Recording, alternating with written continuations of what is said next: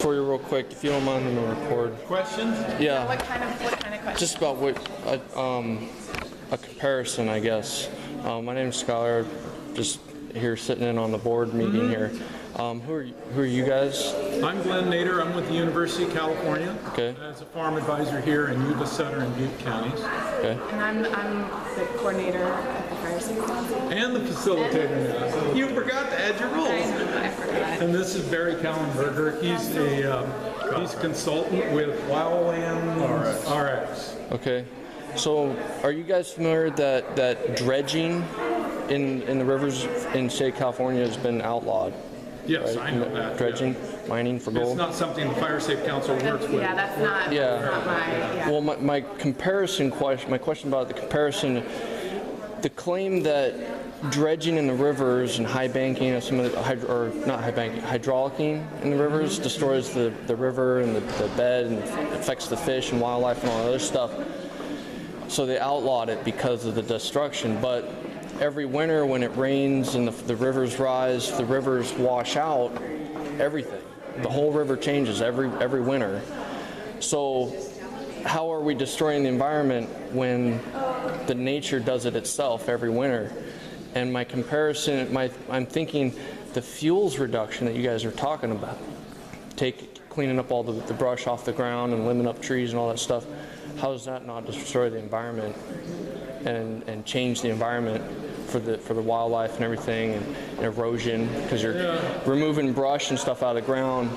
That's a long discussion. But to summarize it, we do have to go through environmental reviews on many of these projects, so we have to address how it affects wildlife, how it affects all the rest of the environment. And then there's always looking at how did fire used to occur before man interceded. Probably our biggest problem is the lack of fire. Natural fire played an actual role in developing the environment. We took it out. So what we're trying to do is replace fire with removal of fuels and treatment of fuels.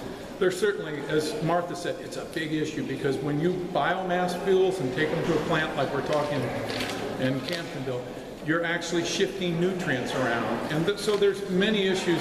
There's no way to have it without an impact.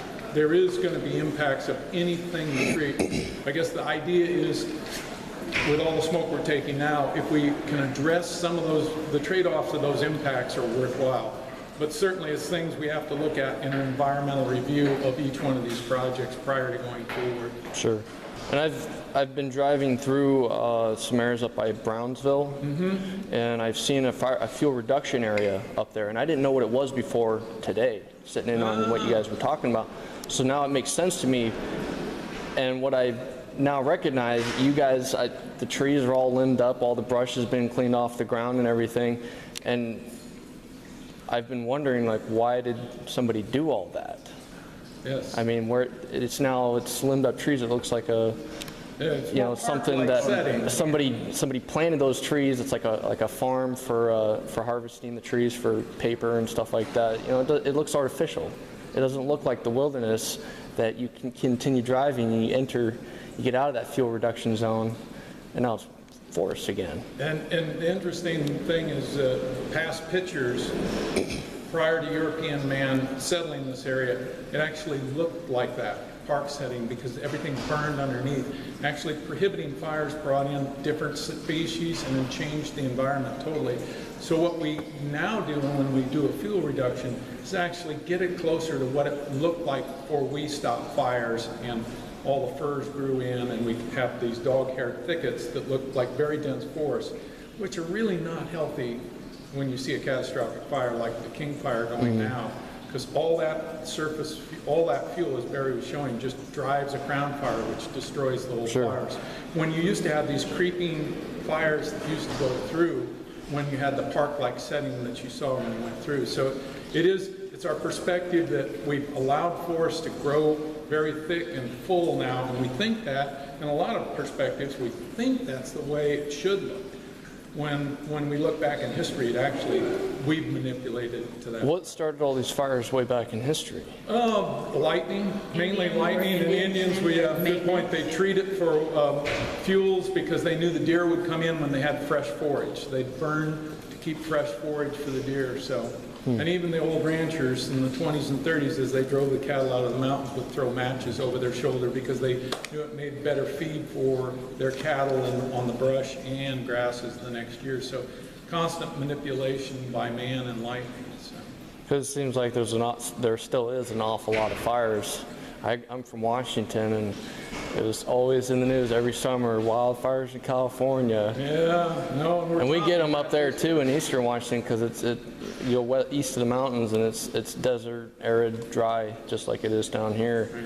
So there was a pretty big massive fire up there a couple months ago. Yeah, no, so their fair share. Yeah, it just has to do with more than just fuels reduction, but forest management and increasing forest health overall. So that's just the really short bit. I mean, You've grown.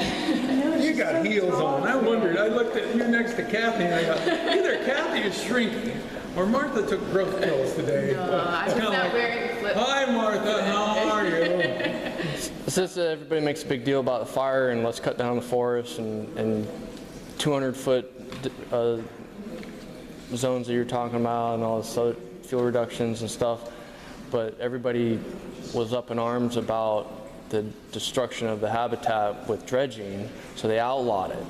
And now there's thousands of people across California that's what they did for a living, are now criminals from what they did as a living. Mm-hmm. And the destruction that everybody claims nature does naturally, just like wildfires. There's lightning and stuff, natural causes, but nobody's saying anything about fuel reductions or anything. So I'm just Well, we do have people that do comment and have concerns about what we do with fuels. So yeah, there's some people that are still wanting to keep it like it is right now, and all we do is we describe to them the consequences. That's it. Yeah, go see Doug. So we're trying to just say, okay, there's a consequence to not doing anything too. And that consequence is when a wildfire comes, we lose everything anyhow. So, and I certainly know the dredging issue because my brother-in-law dredges.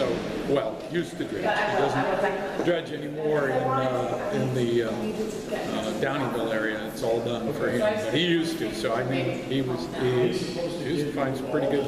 His biggest nugget was about like that. So yeah, I'm aware of that issue through him. yeah. I appreciate your interest. Well, thank you. Have a nice day. Chris, you want to just take those over?